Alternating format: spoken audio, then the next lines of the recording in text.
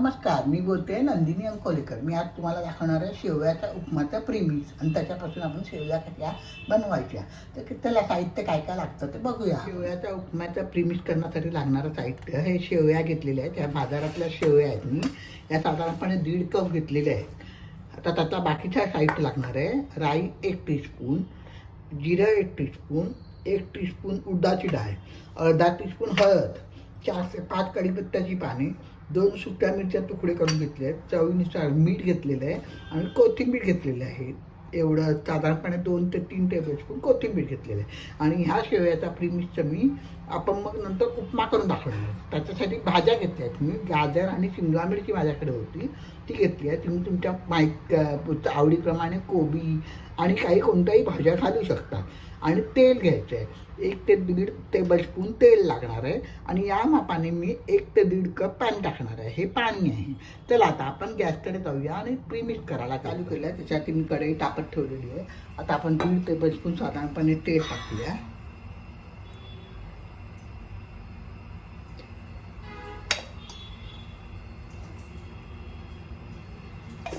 तेल चांगलं गरम होऊ द्यायचं. तेलात आपण पहिल्यांदा राई टाकूया.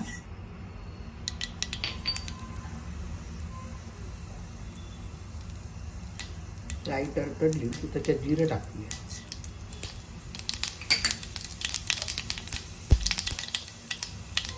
उडदाची डाळ टाकते.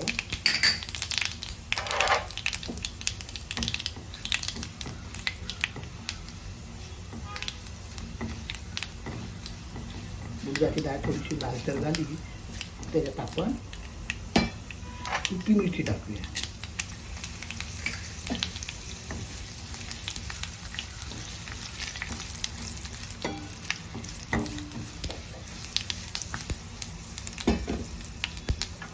कढीपत्ता टाकते.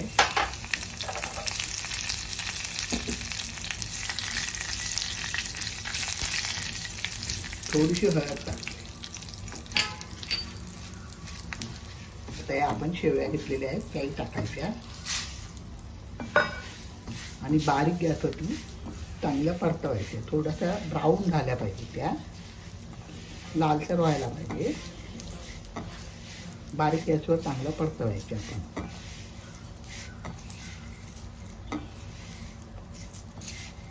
2 मिनिटं चांगल्या परतवल्या आहेत. आता थोड्याशा ब्राऊन झाल्या आहेत, लालसर झाल्या आहेत. म्हणजे ब्राऊन म्हणजे एकदम डार्क नाही करायच्या. आणि हे झालं आता आपलं प्रीमिक्स तयार. ह्याच्यामध्ये आपण मीठ टाकायचं आहे. तर एक तर तुम्ही हे थंड झाल्यानंतर ह्याच्यामध्ये मीठ टाकू शकता किंवा नंतर पाण्यामध्ये उकळताना मीठ टाकलं तरी चालेल. पण माझ्या मते ह्याच्यामध्येच मीठ टाकलेलं बरं, कारण बॅचलर मुलांना वगैरे मिठाचा अंदाज येत नाही. तर आता आपण हे गॅस बंद करून थंड करायला लागूया. थंड झालं की मग त्याच्यामध्ये मीठ टाकणार आहे. ते तुम्हाला मी दाखवतोय आणि ह्याच्यापासून उपमा कसा करायचा ते मी तुम्हाला दाखवणार आहे. प्रीमिक्स उपमाचं थंड झालं आहे. आता त्याच्यामध्ये मी मीठ टाकते. चवीनुसार आपण मीठ टाकायचं आणि मीठ मिक्स करून पूर्णपणे थंड, अगदी म्हणजे पूर्णपणे गार झालं ना की आपलं प्लास्टिकच्या पिशवीमध्ये म्हणा किंवा एखाद्या प्लास्टिकच्या डब्यामध्ये किंवा त्या कोणत्याही डब्यामध्ये भरून ठेवायचं. बाहेर साधारणपणे 8 ते 15 दिवस आरामात टिकतं.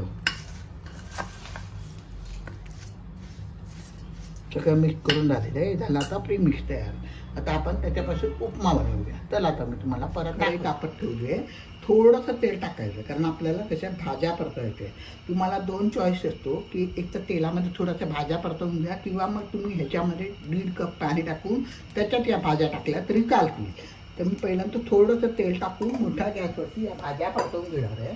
तर भाज्या जास्त शिजवायच्या नाही आहे, तर क्रंचीत लागल्या पाहिजे.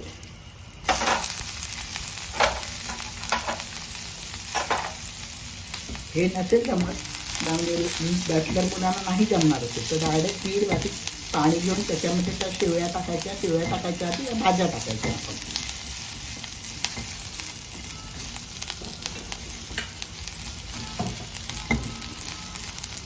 कोबी टाकू शकता तुम्ही. अजून तुम्हाला ज्या पाहिजे त्या भाज्या तुम्ही त्याच्यात टाकू शकता. आता मी 1.5 कप पाणी टाकते आहे.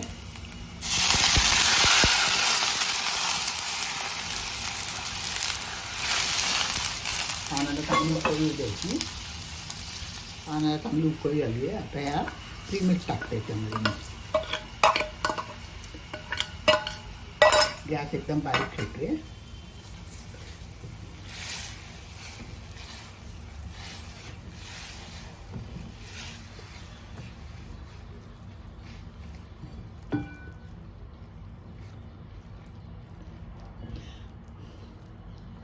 टाकून आपण 1-2 मिनटं वाफेऊ द्यायची. परत वर खाली करायचं. बघा आपण उकळून बघूया. हे बघा छान शेवया फुललेल्या आहेत.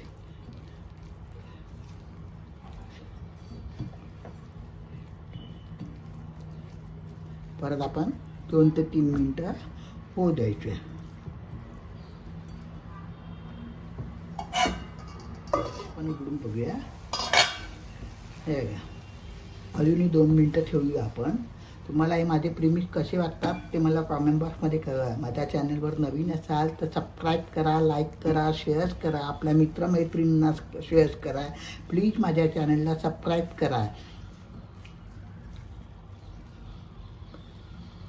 आता आपण थोडी कोथिंबीर घालूयावरती आणि परत 1-2 मिनटं झाकून ठेवूया.